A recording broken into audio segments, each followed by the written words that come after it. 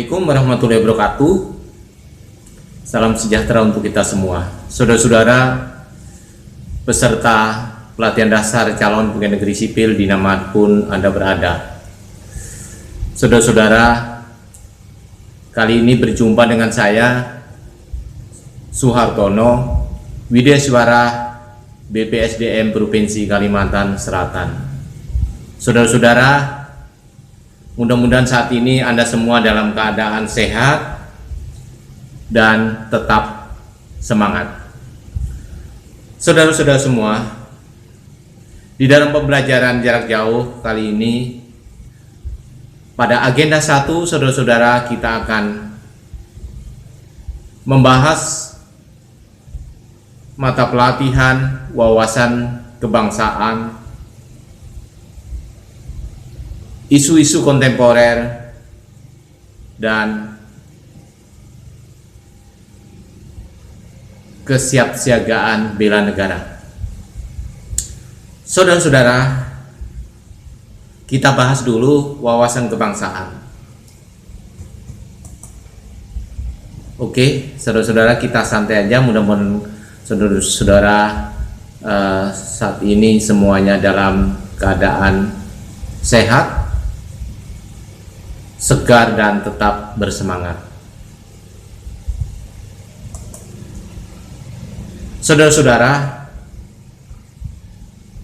mengapa wawasan kebangsaan ini kita bahas pada kali ini? Kawan-kawan, kesadaran berbangsa dan bernegara di negeri kita tercinta ini masih menjadi persoalan. Mengapa demikian? Karena kita lihat bagaimana bangsa kita masih mengutamakan kepentingan pribadi, keluarga maupun golongan, sehingga kadangkala kepentingan bangsa masih dikorbankan. Yang kedua, saat ini saudara-saudara, semakin tipisnya kesadaran dan kepekaan sosial. Jadi kita lihat bagaimana masyarakat kita sudah terjangkiti individualisme, sehingga hal-hal yang sifatnya untuk kepentingan bangsa atau kepentingan umum atau kepentingan publik seringkali terabaikan dan kalah oleh kepentingan pribadi, keluarga, atau golongan. Himpitan masalah sosial, saudara-saudara, masalah sosial, misalnya kemiskinan masih saja banyak terjadi di berbagai wilayah di Indonesia.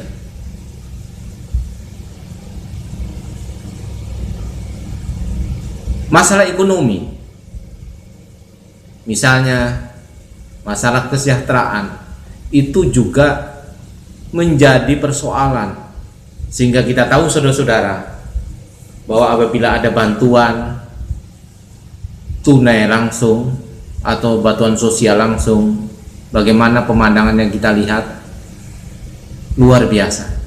Saudara-saudara semua, dalam masalah ekonomi ketimpangan masih terjadi. Jarak antara yang kaya dengan yang miskin makin melebar.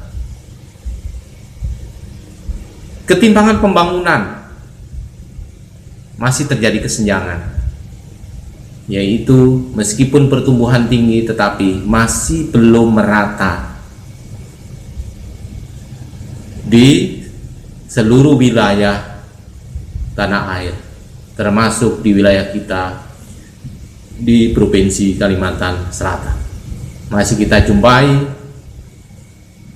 meskipun banyak bermunculan masyarakat-masyarakat yang bertambah kaya, memiliki modal yang sangat besar, tapi kemiskinan, keterbelakangan juga masih ada di wilayah kita. Saudara-saudara, ancaman dari dalam juga menjadi persoalan. Kita bagaimana sering melihat info-info dari media massa, misalnya media televisi, internet maupun media yang lainnya, bahwa masalah intoleransi, radikalisme, narkoba, korupsi, dan lain sebagainya masih terjadi di Indonesia. Itu permasalahan dari dalam. Ancaman dari luar, saudara-saudara, masalah keutuhan juga menjadi persoalan. Mengapa demikian?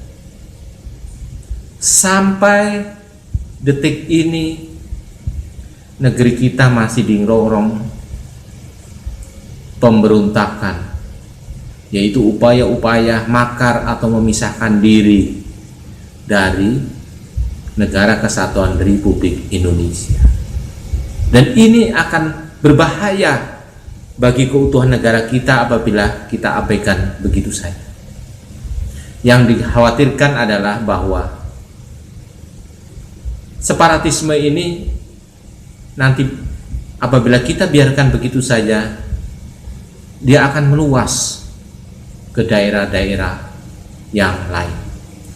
Nah, saudara-saudara, itu beberapa hal yang kita lihat.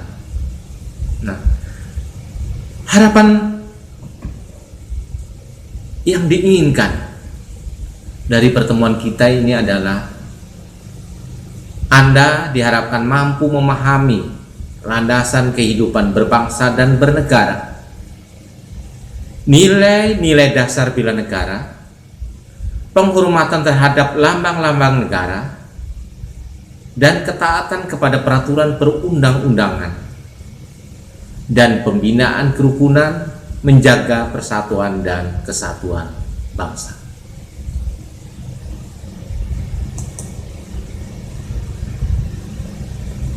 Saudara-saudara, bertolak dari permasalahan yang sudah saya sebutkan tadi, saudara-saudara sebagai aparatur sipil negara, saudara-saudara sebagai calon pegawai negeri sipil yang nantinya akan menjadi pegawai negeri sipil, harus mampu sebagai pembawa solusi permasalahan bangsa. Jangan kita menjadi bagian daripada masalah, tetapi kita adalah kehadiran saudara-saudara diharapkan menjadi solusi bagi persoalan-persoalan bangsa.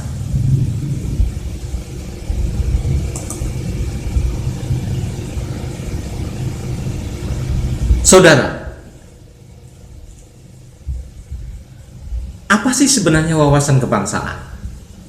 Saudara-saudara, di dalam MOC, saudara-saudara sudah mempelajari secara mendalam. Saya berharap saudara-saudara sudah membaca modul, ya, membaca materi, mempelajari materi yang diberikan dari Lembaga Administrasi Negara. Anda paham apa sih sebenarnya wawasan kebangsaan itu? Tentu secara singkat, menurut saya, wawasan kebangsaan itu bagaimana kita itu berpikir, ya, memiliki pola pikir, cara pandang kita dalam lingkup kebangsaan, tidak memandang lagi bahwa kita itu suku apa, ya, kita dari daerah mana, tetapi apa yang kita kerjakan, yang apa kita pikirkan, yang kita laksanakan, semuanya itu adalah demi untuk kemajuan bangsa.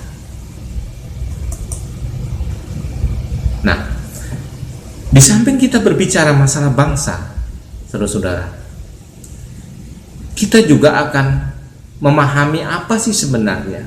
Kalau kita berbicara bangsa, berarti berbicara nation, berarti berbicara tentang paham kebangsaan, yaitu nasionalisme.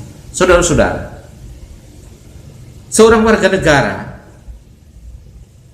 harus memiliki jiwa nasionalisme, karena di dalam nasionalisme itu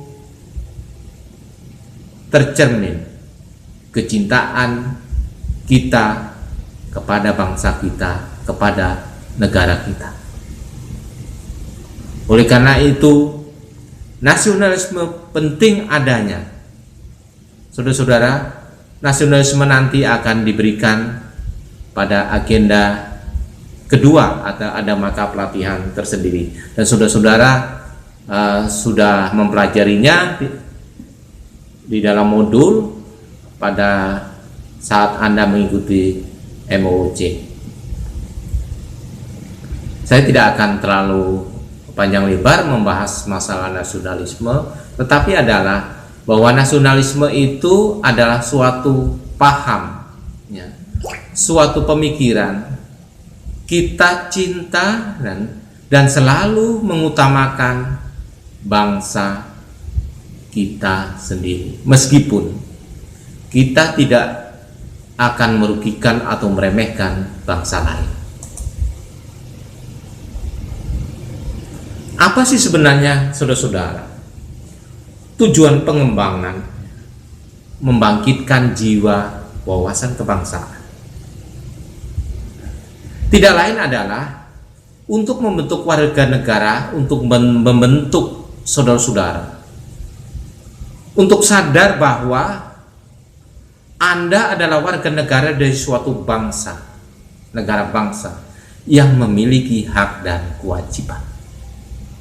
Sadar bahwa negara bangsa Indonesia bersifat pluralistik, ditinjau dari banyak sekali aspek, antara lain, saudara-saudara, kita ini memiliki ras yang berbeda, ya, warna kulit yang berbeda. Ada yang berkulit putih, ada yang berkulit kuning, ada yang berkulit coklat misalnya. Kita memiliki suku-suku yang berbeda-beda. Ini adalah fakta. Nah, kita juga memiliki adat budaya yang berbeda-beda.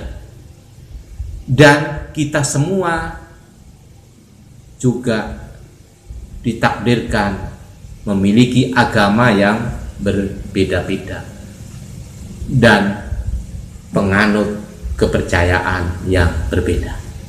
Ini adalah fakta, saudara-saudara, yang harus kita pahami. Dan kita harus sadar bahwa Indonesia sebagai suatu negara bangsa sewajarnya memiliki keunggulan dan kekurangan. Saudara-saudara, dengan berbagai macam perbedaan tadi, tentu saudara-saudara, setiap perbedaan suku, perbedaan agama, budaya pasti memiliki kelebihan. Dan ini menjadi aset yang berharga bagi kemajuan bangsa. Tetapi ingat, perbedaan-perbedaan ini apabila tidak dikelola dengan baik, tidak dipupuk jiwa nasionalisme, jiwa wawasan kebangsaan kita, ini bisa jadi bencana. Bisa jadi menjadi akar perpecahan yang akan menimbulkan kehancuran bangsa. Ini yang tidak bisa kita anggap remeh. Dan kita sadar bahwa negara bangsa adalah tanah air yang menjadi tempat kita mengembangkan diri dan tempat kita hidup. Itu saudara-saudara. Saudara-saudara, dalam pertemuan kali ini, saudara-saudara, kita tidak membahas materi seperti di modul secara keseluruhan, karena ini sifatnya adalah pendalaman. Saudara-saudara sudah membaca modul Lembaga Administrasi Negara tentang wawasan kebangsaan. Ini saya ambil beberapa hal-hal yang krusial yang perlu kita bahas. Saudara-saudara, kita ingat Trisakti yang digaungkan oleh Bung Karno, Presiden Republik Indonesia. Nah, seiring dengan wawasan kebangsaan, nasionalisme tadi, ada 3 hal ya yang ditekankan oleh Bung Karno. Apa itu? Sebagai bangsa, sebagai nation, kita itu harus berdaulat. Yang pertama, berdaulat dalam bidang politik. Saudara-saudara, kita harus berdaulat di bidang politik. Yang kedua, berdikari dalam bidang ekonomi. Itu penting, saudara-saudara. Kemandirian di bidang ekonomi, apakah secara nasional, apa dalam skup yang lebih kecil misalnya, ya, di Kalimantan Selatan misalnya, itu perlu ditingkatkan. Kenapa? Sebab karena berdikari di dalam ekonomi akan memberikan jaminan, ya, kesejahteraan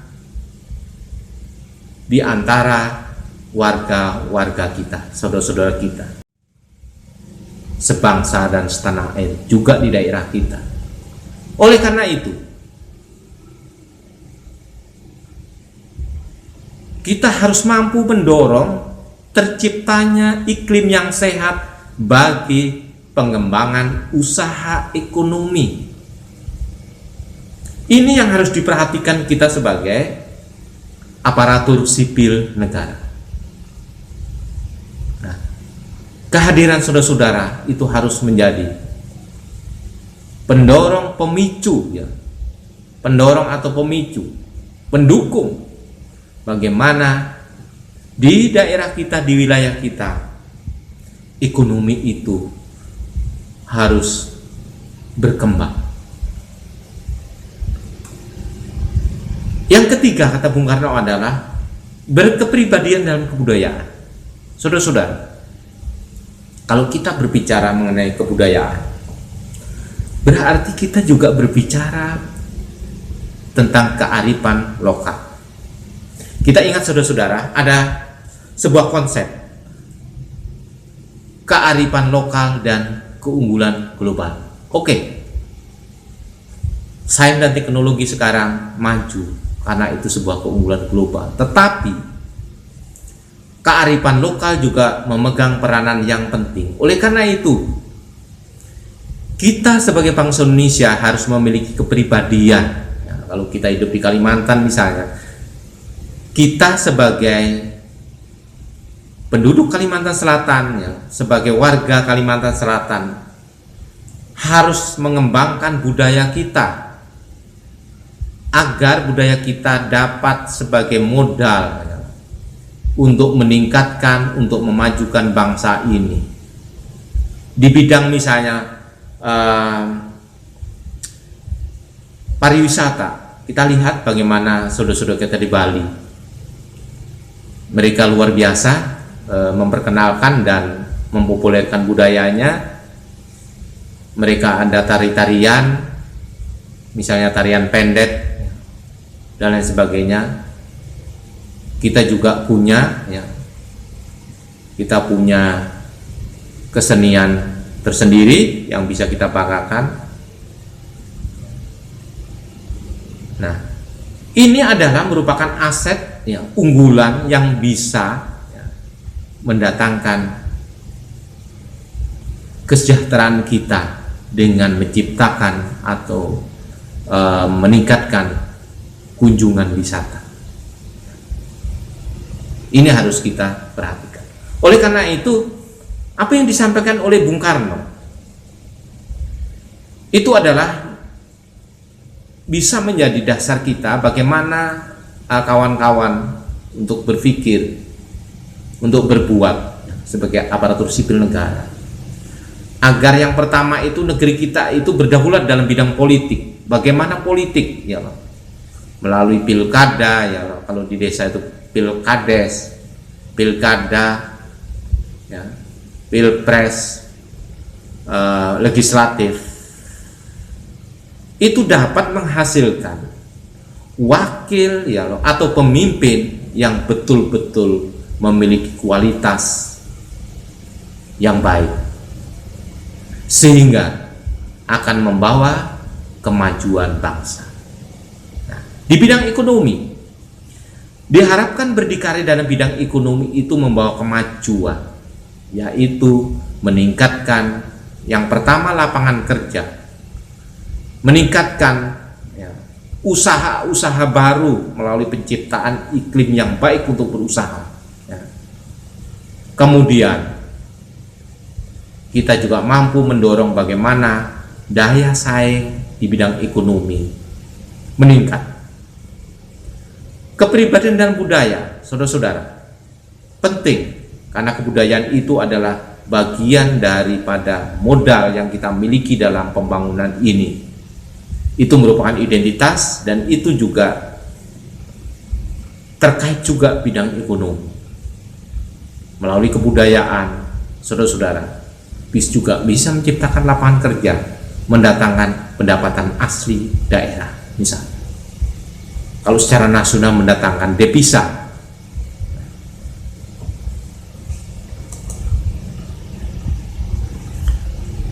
Saudara-saudara,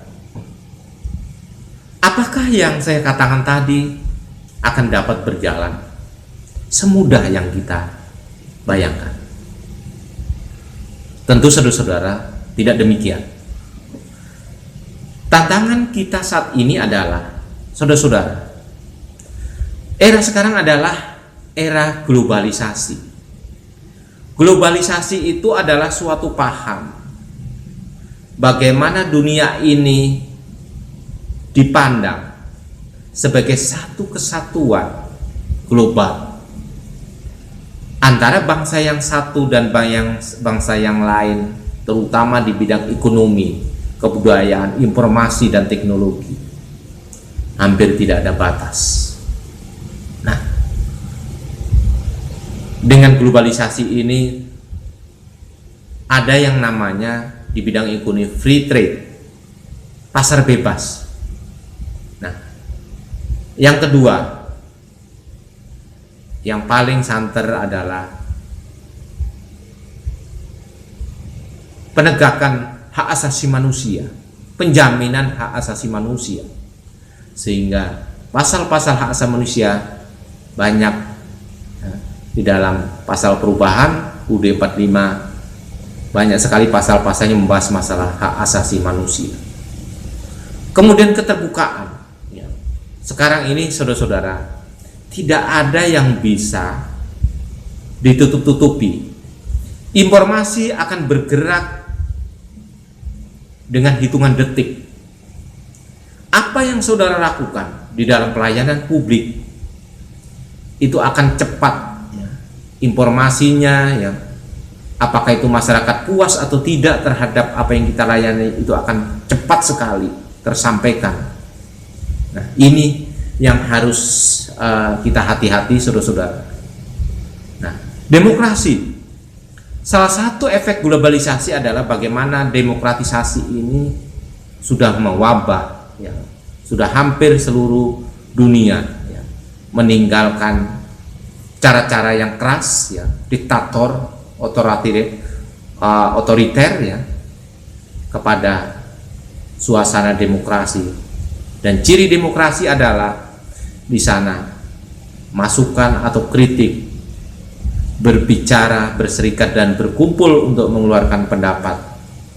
Itu merupakan salah satu ciri daripada demokrasi yang harus diterima.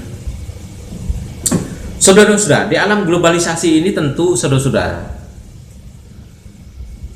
tidak hanya positif, yaitu kemudahan bagaimana kita menikmati teknologi, kemajuan sains dan teknologi, kemajuan informasi yang memudahkan kita seperti saat ini kita